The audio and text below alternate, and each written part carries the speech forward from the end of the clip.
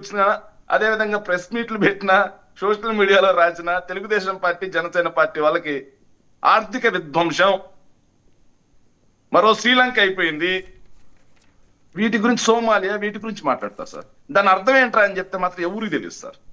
ఎవరు budget papers పెట్టుకొని మాట్లాడరు. చంద్రబాబు నాయుడు మాట్లాడాయా, మేము మాట్లాడతాం. గుల్ల పూజారి కాబట్టి మాట్లాడారు కాబట్టి మోహన్ బాబు మాట్లాడినట్టుగా చంద్రబాబు గారు చెప్పారు కాబట్టి వీళ్ళు మాట్లాడేస్తారు. కానీ రాష్ట్రం బడ్జెట్ గురించి ఒక పేపర్ చదివి వచ్చారు డిబేట్స్ కి. 1 మినిట్ సార్. రాష్ట్ర అప్పు సార్ విధ్వంసం, హిరోషిమా ఆర్థిక, ఏది మన ఏసావ్ గారు కూడా మాట్లాడుతున్నారు సార్ రాష్ట్ర అప్పు గురించి. సరే, నిన్న వీళ్ళు ఇచ్చిన బడ్జెట్ లో సార్, నిన్న వీళ్ళు ఇచ్చిన బడ్జెట్ లో వాల్యూమ్ నెంబర్ 5 లో sir, appendix 2 statement showing the debt position, రాష్ట్ర అప్పు గురించి సార్.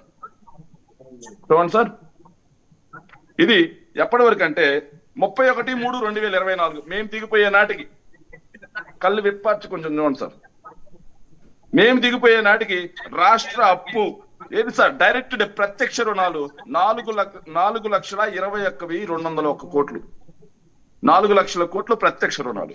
ఇవి కాకుండా కార్పొరేషన్ రుణాలు ఉన్నాయి సార్. కార్పొరేషన్ రుణాలు కూడా మాట్లాడుకున్నాం సార్. కార్పొరేషన్ రుణాలు జగన్మోహన్ రెడ్డి గారు దిగిపోయటానికి కార్పొరేషన్ రుణాల్లో ఆయన చేసిన అప్పు గ్యారంటీడ్ సార్. గ్యారంటీ ఉన్నాయి 1,54,297 కోట్లు.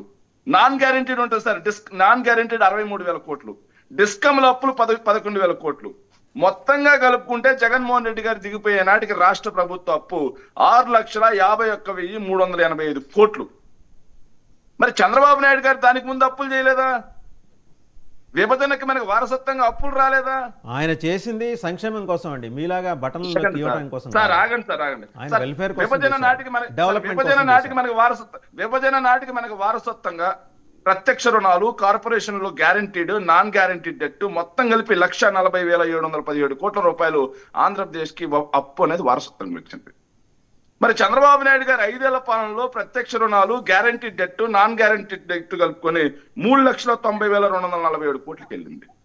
3,90,000 నుంచి మొదలు పెట్టుకొని 6,50,000 కోట్లకి మేము దిగిపోయడానికి వచ్చింది. అంటే సార్, చంద్రబాబు నాయుడు గారు చేసింది 2,49,530 కోట్ల రూపాయలు అయితే, జగన్మోహన్ రెడ్డి గారు చేసింది 2,61,138 కోట్ల రూపాయలు. మరి ఎక్కడ విధ్వంసం? 4 లక్షల కోట్లేది, 10 లక్షల కోట్లేది, 9 లక్షల కోట్లేది. జగన్ గారు చేసింది 2,61,138 కోట్లే కదా. మీరు ఇచ్చిన బడ్జెటే కదా, మీరు పెట్టిందే కదా బడ్జెట్. 5 సంవత్సరాల్లో 2,60,000 కోట్ల రూపాయలు అప్పు చేస్తే హిరోషిమా అయిపోతే, మరి కేవలం ఇది కూడా, ఈ పేపర్ కూడా చూడండి సార్.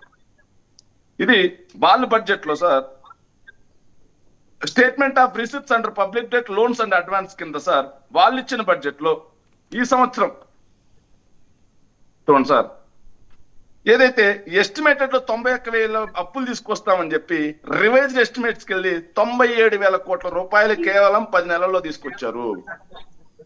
97,000 కోట్ల రూపాయలు రికార్డ్, ఇది లైఫ్ టైం రికార్డ్. ఇది కూటమి అధికారంలోకి వచ్చిన తర్వాత 10 నెలల్లో 97,000 కోట్ల రూపాయలు ప్రత్యక్ష రుణాలు. ఇవి కాకుండా వీటికి కార్పొరేషన్ అప్పులు అదనం, మళ్ళీ అమరావతి అప్పులు అదనం. మరి ఇప్పుడు విధ్వంసం కాలేదా సార్? జగన్మోహన్ రెడ్డి గారు ఏడాదికి 50,000 కోట్ల రూపాయలు అప్పు చేస్తే రాష్ట్రం విధ్వంసం అయిపోయింది. దాని మీద హిరోషిమా బాంబు పడిపోయింది. అదే విధంగా శ్రీలంక అయిపోయింది, సోమాలియా అయిపోయింది. మరి మీరు 1,00,000 కోట్లకు పైగా ఏడాదికి అప్పు తీసుకొస్తే మరి రాష్ట్రం ఏమైనట్లు సార్? నేను మీరు బడ్జెట్ లో పెట్టిన లెక్కలే నేను చెప్పేది. నేను మా ఇంట్లో లెక్కలు ప్రింట్ చేసుకొని రాలా. రాష్ట్రం ఎవరి హయాంలో విధ్వంసమైంది?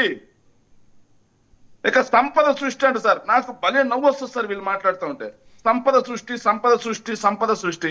వీళ్ళకి మాత్రమే సొంతం సార్ ఇలాంటి మాటలు మాట్లాడడం, జిమ్మిక్కులు చేయడం.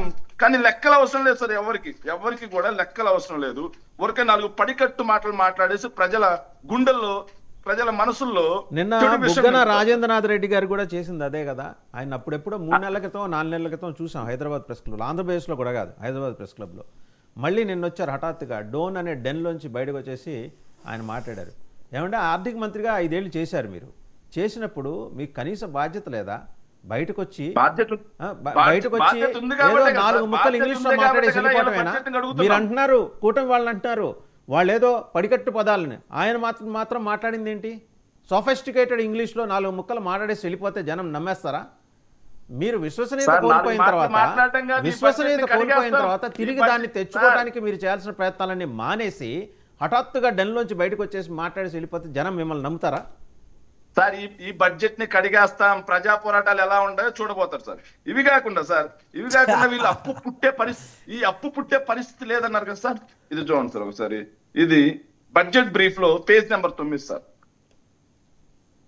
బడ్జెట్ బ్రీఫ్ లో పేజ్ నెంబర్ 9లో సార్ వీళ్ళు క్యాపిటల్ రిసిప్ట్స్ కింద బడ్జెట్ 2025-26కి మరో 1,00,000 కోట్ల రూపాయలు అప్పు తీసుకురాబోతున్నాం అని చెప్పి బడ్జెట్ లో పెట్టారు సార్. మరో 1,00,000 కోట్ల రూపాయలు అప్పు తీసుకురాబోతున్నామని చెప్పి బడ్జెట్ లో పెట్టి మళ్ళీ అప్పు ఎక్కడ పుట్టట్లేదు అని చెప్పి మాట్లాడితే మరి ఇది ప్రజలను మోసగించడం కాదా? 50,000 కోట్లు తెచ్చిన మేము రాష్ట్ర విధ్వంసకారులమైతే పోయిన ఏడాది 1,00,000 కోట్లు తెచ్చారు, వచ్చే ఏడాది 1,00,000 కోట్లు తెచ్చారు. మీరు ఏది ప్రత్యక్ష రుణాలు సార్, కార్పొరేషన్ డెట్, ఏదైతే గ్యారంటీ నాన్ గ్యారంటీడ్ డెట్, అది కాకుండా ఏదైతే వీళ్ళు దీని మీద తీసుకొస్తారు చూడండి సార్, దీని మీద రాజధాని కోసం తీసుకొచ్చే డెట్, ఇవి కాదు సార్ నేను చెప్పేది. ఇవి కాకుండా కేవలం ప్రత్యక్ష రుణాల గురించే మాట్లాడుతున్నాం సార్. ఇంకొక చిన్న విషయం సార్, ప్రజలకు కూడా తెలియాలి సార్. వీళ్ళు మూలధన వ్యయం అన్నారు సార్. సార్ కాగ్ లెక్కలు సార్, నేను చెప్పేది కూడా కాగ్ లెక్కల ప్రకారం చెప్తున్నా. చంద్రబాబు నాయుడు గారు 5 ఏళ్ల పాలన తీసుకుని సార్ 2014 నుంచి 19 మధ్యలో యావరేజ్ మీద క్యాపిటల్ ఎక్స్పెండిచర్ మీద వాళ్ళు ఖర్చు పెట్టింది 13,860 కోట్ల 60 లక్షల రూపాయలు సార్. కానీ 2 ఏళ్ళు కోవిడ్ ఉంది, క్యాపిటల్ ఎక్స్పెండిచర్ మీద ఖర్చు పెట్టే పరిస్థితి లేదు. కానీ వైఎస్ఆర్ కాంగ్రెస్ పార్టీ అధికారంలో ఉండగా ఖర్చు పెట్టింది 15,000 కోట్ల 632.86 కోట్లు సార్. అంటే 2,200 కోట్ల రూపాయలు సగటున ఏడాదికి ఎక్కువ ఖర్చు పెట్టాం ఇది క్యాపిటల్ ఎక్స్పెండిచర్ మీద సార్. మరి ఎవరు విధ్వంసకారులు? ఇంకొక విషయం కూడా తెలియదు సార్ జనానికి. ఎందుకంటే ఏపీ ఎస్ఓటీలు సార్, అంటే స్టేట్ ఓన్ ట్యాక్స్ రెవెన్యూ, అంటే అవి పెరిగితే రాష్ట్ర ఆదాయాలు పెరిగాయని చెప్పి ఒక సూచిక. అది చంద్రబాబు నాయుడు గారి దిగిపోయటానికి 58,107 రూపాయలు ఉన్నటువంటి 107 కోట్ల రూపాయలు ఉన్నటువంటి స్టేట్ ఎస్ఓటీలు జగన్మోహన్ రెడ్డి గారి ప్రభుత్వం, మా ప్రభుత్వం అయిపోయేసరికి 92,978 కోట్లు పెరిగింది సార్. అంటే దాదాపుగా 38,000 కోట్ల రూపాయలు 5 సంవత్సరాల్లో రాష్ట్ర ఆదాయం పెరిగింది. మరి రాష్ట్రం విధ్వంసం అయిపోయినట్టేనా? చెప్పాలి కదా సార్. ఇక సామాజిక రంగ వార్షిక వ్యయం గురించి కూడా మాట్లాడాలి సార్.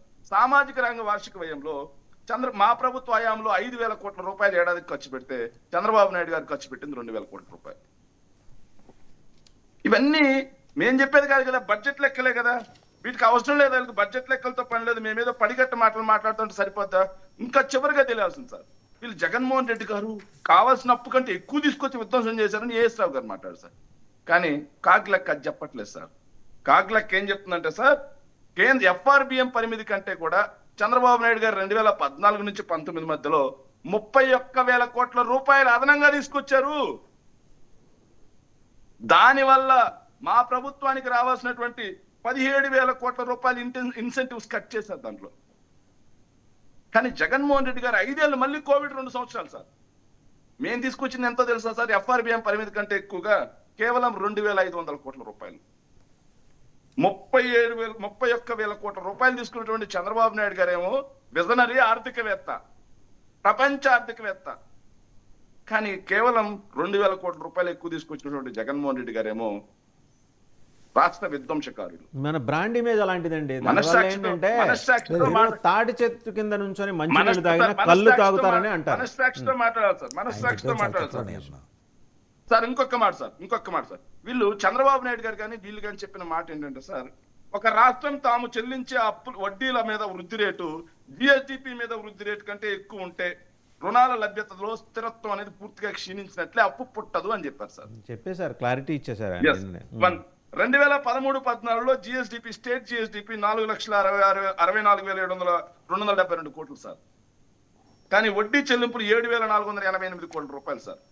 కానీ 2018-19కి వచ్చేసరికి 8,73,721 కోట్ల రూపాయలు స్టేట్ జిఎస్డిపి. కానీ వడ్డీ చెల్లింపులు మాత్రం 15,342 కోట్ల రూపాయలు. మరి జిఎస్డిపి వృద్ధి రేట్ ఏమో 13.48% పెరిగితే ఆ 5 ఏళ్లలో వడ్డీల చెల్లింపు రేట్ సార్ ఎంత పెరిగిందో తెలుసా సార్? 15.42. అంటే జిఎస్డిపి వృద్ధి రేటు కంటే కూడా వడ్డీల చెల్లింపు చంద్రబాబు నాయుడు గారి ప్రభుత్వ హయాంలో 2% పెరిగితే మరి రాష్ట్రం విధ్వంసమైనట్టుగా వీళ్ళు చెప్పినట్టు. ఎవరి ప్రభుత్వ హయాంలో విధ్వంసమైంది సార్? వీళ్ళకి ఏం పని లేదు సార్. వీళ్ళు ఇచ్చిన బడ్జెట్ సార్, ఒక్క నిమిషం సార్, సార్ 1 మినిట్ సార్, ముగ్గురికి సమాధానం చెప్పాలి కదా సార్. 1 minute sir. వీళ్ళు ఇచ్చిన బడ్జెట్ సార్ మీరు చెబుతున్నారు కానీ పాపం వాళ్ళు ఇవేం అడగలేదండి, మీరు ఉత్తనే సార్. చెప్పారు. అంటే వాళ్ళు విధ్వంసం అనే ఒక్క మాటతో, విధ్వంసం అనే ఒక్క మాటతో ప్రజల మెదడులో అబద్ధాలు విషయం నింపితే ఎట్లా సార్? ఇదిగోండి సార్, ఇది ఒక్కటి చూడండి సార్. ఒకటి వాళ్ళు ఇచ్చింది సార్, పేజ్ నెంబర్ 11 సార్, జిఎస్డిపికి సంబంధించి సార్. 8 లక్షల కోట్ల రూపాయలతో వాళ్ళు ఇచ్చినప్పుడు స్టేట్ జిఎస్డిపి ఉంటే వాళ్ళు ఇచ్చిన లెక్క ప్రకారం రివైజ్డ్ ఎస్టిమేట్స్ 23-24కి 16 లక్షల కోట్ల రూపాయలు జిఎస్డిపి పెరిగింది. అంటే రాష్ట్ర జిఎస్డిపి డబుల్ సార్ ఆల్మోస్ట్. అంటే 8 లక్షల కోట్ల నుంచి 16 లక్షల కోట్లకి రాష్ట్ర జిఎస్డిపి పెరిగిందంటే రాష్ట్రం విధ్వంసం అయిపోయినట్టేనా? రైట్. కృష్ణాంజనేయులు గారు, శేఖర్ రెడ్డి గారు, లేదు ఇంకా మాట్లాడాలి. చివరికి ఒక్క మాట చెప్తాను సార్. వీళ్ళ బడ్జెట్ లో ఇంతవరకు నేను వీళ్ళు ఎవరైనా సరే సార్, నేను మాట్లాడింది అప్పుల గురించి ఇది అబద్ధం అని చెప్పి డాక్యుమెంటెడ్ ప్రూఫ్ నిరూపిస్తే నేను ముక్కు నేలకు రాస్తా. లేకపోతే ఇంకోసారి వాళ్ళు విధ్వంసం అనే మాట మనస్సాక్షిని చంపుకొని మాట్లాడద్దని విజ్ఞప్తి చేస్తున్నాం సార్. ప్రజల్ని తప్పుదో రైట్. ఓకే. కృష్ణాంజనేయులు గారు, ఇప్పుడు ఆయన చాలా కష్టపడి మొత్తం లెక్కలని చెప్పేశారు. మేము విధ్వంసం చేయలేదు, అభివృద్ధి చేశాం, బట్ మాకున్న బ్రాండ్ ఇమేజ్ కారణంగా మా మీద నింద పడింది అని అంటారు ఆయన. మీరేమంటారు? ఇక్కడ లెక్కలు ఎప్పుడు కూడా అబద్ధాలు చెప్పవండి.